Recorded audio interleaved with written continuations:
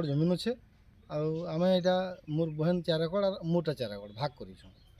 भितर आमर 400 पैकेट धान अच्छे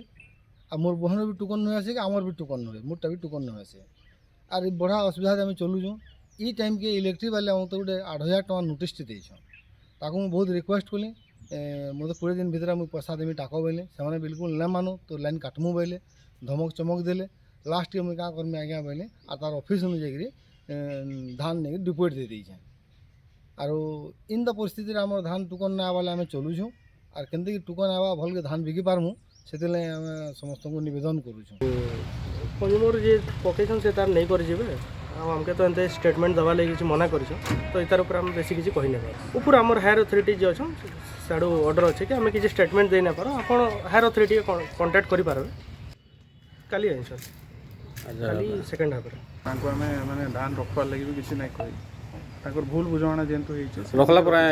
ये धान आनला पर मना कले क्या धान नहीं मना कर धान नहीं जातु बोली फिर भी बुझुना धान अच्छे नहीं जीवे।